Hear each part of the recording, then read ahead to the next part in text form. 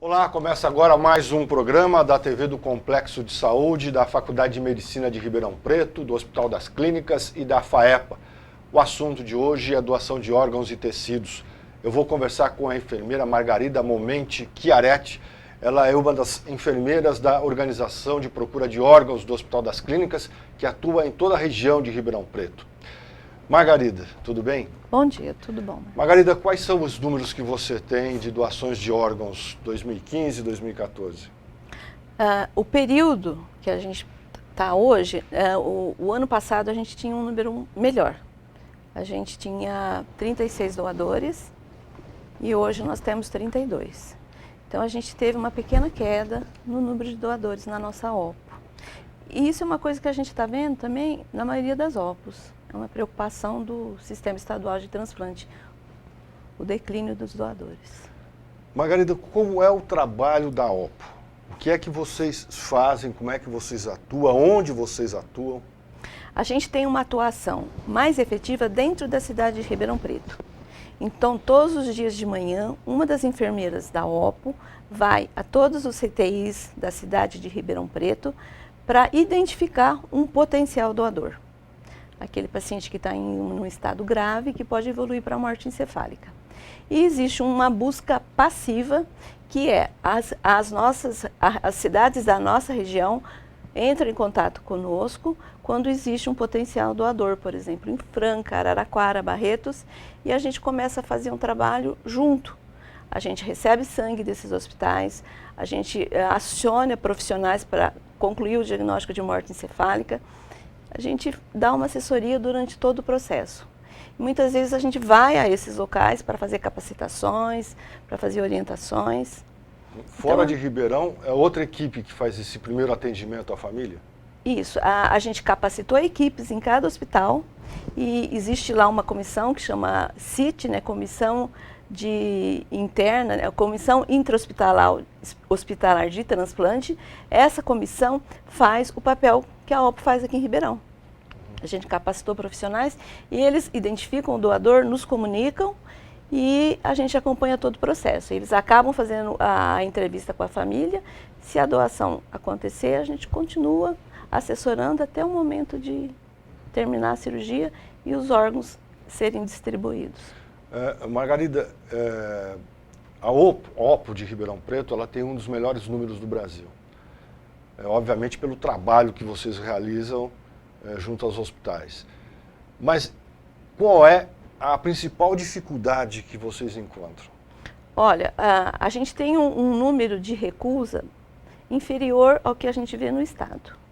Agora, em número de doadores, a gente está assim, em declínio mesmo, que é uma coisa que está deixando a gente bastante preocupado. A OPO está muito preocupada com isso.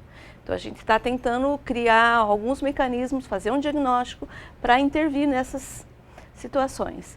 Mas a gente entende que existe o problema da família aceitar a doação, mas existe a instituição que tem que ter essa preocupação. Tem que ter uma equipe médica que faça diagnóstico, tem uma enfermagem que preste uma assistência adequada, um serviço de psicologia que acolha essa família.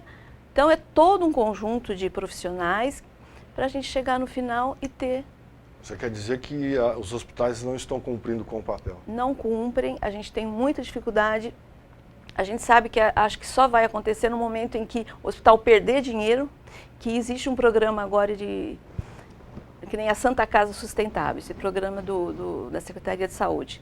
Uma dos compromissos da Santa Casa Sustentável é ter doadores, senão eles vão perder o repasse da verba. Então, porque a gente sempre acreditou que se não houvesse uma punição, o hospital não ia se preocupar com a doação. Porque não existe o administrador não está muito preocupado com a fila. Ele quer receber o dinheiro para manter o hospital.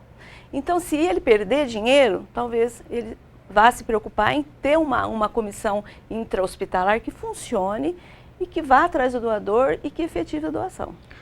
Margarida, existe idade mínima, existe idade máxima para a doação de órgãos?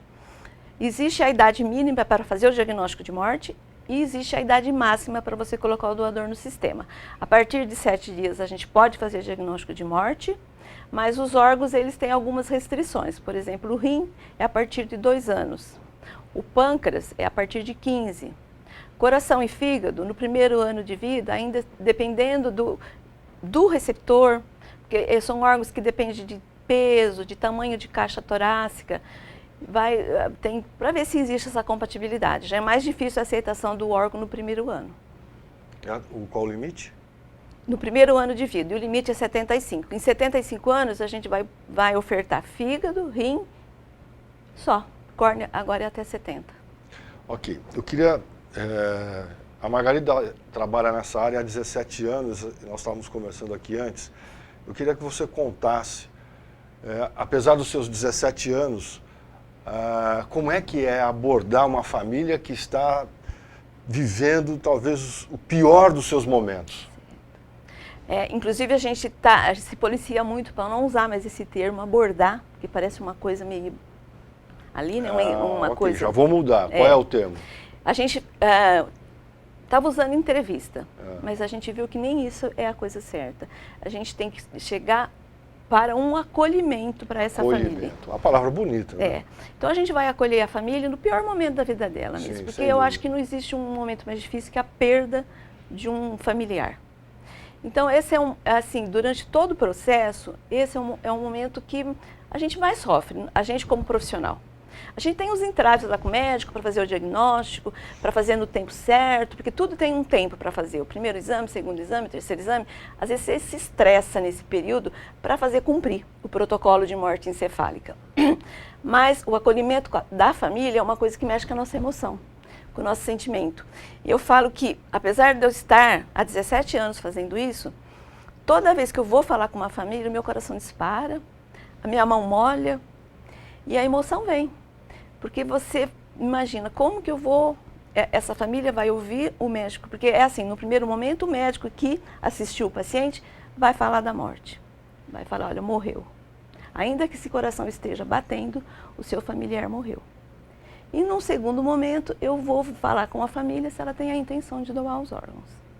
Então esse segundo momento, às vezes ele vai demorar muito para acontecer, porque vai ter a aceitação da morte, o desespero, o choro, a negação, e a gente acaba vivenciando isso com a família. E vai ter que esperar esse momento em que isso vai melhorar e que vai nos permitir falar sobre a doação. Aí a gente explica para a família que a doação de órgãos só é possível nesse momento em que acontece a morte encefálica. Até às vezes eu falo que isso é para poucos, porque 94% das mortes acontecem com a parada do coração. E uma parcela pequena, 6%, é o inverso. O coração não parou e o cérebro morreu. E isso não é para qualquer um. Então eu falo que doar órgãos ainda é uma situação muito especial. Se eu cair ali fora e meu coração parar, em seguida meu cérebro vai morrer rapidamente. A partir do terceiro, quarto minuto de parada, a gente tem mortes de células do cérebro. Por isso que a gente corre tanto para atender uma parada.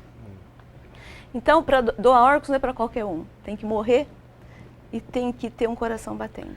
Margarida, existe um momento adequado que a família, naquele pior do momento que ela está vivendo, existe algum momento adequado? É o momento que ela entendeu a morte.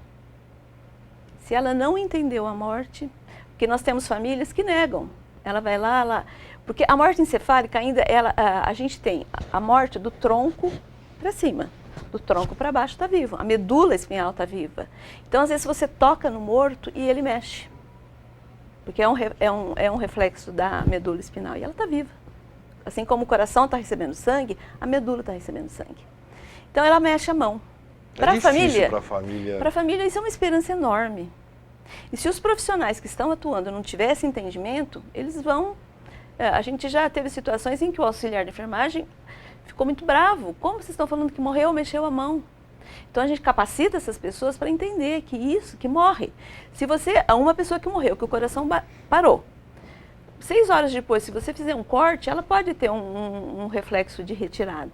Porque a morte é um processo gradual. Então as células têm um tempo para morrer. A pessoa que você desenterra, o cabelo cresceu, a unha cresceu, que são as últimas células que morrem. Então é complicado você, uma pessoa que mexe a mão, está morta. Nós já tivemos família que doou e foi lá se despedir, passou a mão, mexeu, ela não quis doar mais. A gente reforçou que estava morto, reforçou, mas um a momento esperança é muito difícil, grande. é um A momento esperança difícil. é muito grande. A fé. Margarida, não existe mais aquela palavrinha nos documentos. Não. Doador ou não doador. Não Duas doador. palavrinhas, não doador ou na outra doador. Não. O que é melhor, do seu ponto de vista? O que as pessoas devem fazer para que vocês possam ter um trabalho mais eficaz e que mais pessoas possam se beneficiar de órgãos doados? A conversa em casa é extremamente importante. Quando a gente vai falar com uma família que aquela pessoa falou muito, olha, eu quero que doe meus órgãos, eu quero que doe, ela insistiu isso com a família com certeza doa, e isso para a família é um conforto. Eu estou cumprindo a última vontade. Então, a hora que é passado o diagnóstico de morte encefálica, antes de você falar da doação, ela já se coloca na posição, eu quero doar.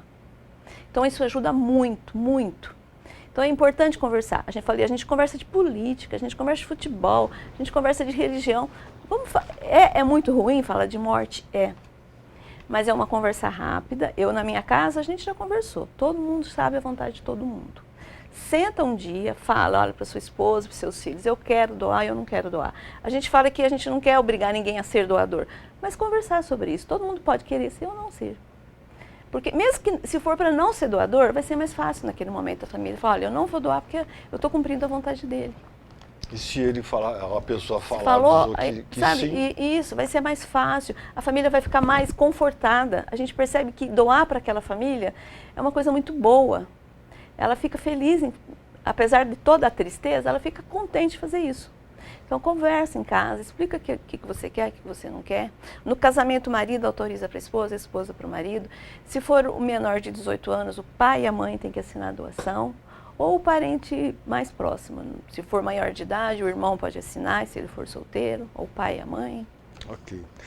Bom, eu conversei aqui com a Margarida Momenti Chiaretti, que é enfermeira da Organização de Procuras de Órgãos de Ribeirão Preto, do Hospital das Clínicas, atende de toda a região.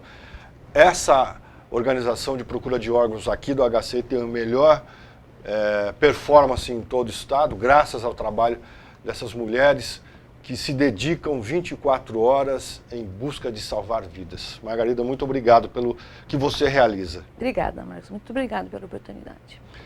A TV do Complexo de Saúde da Faculdade de Medicina de Ribeirão Preto, do Hospital das Clínicas e da FAEPA fica por aqui. Obrigado pela sua atenção.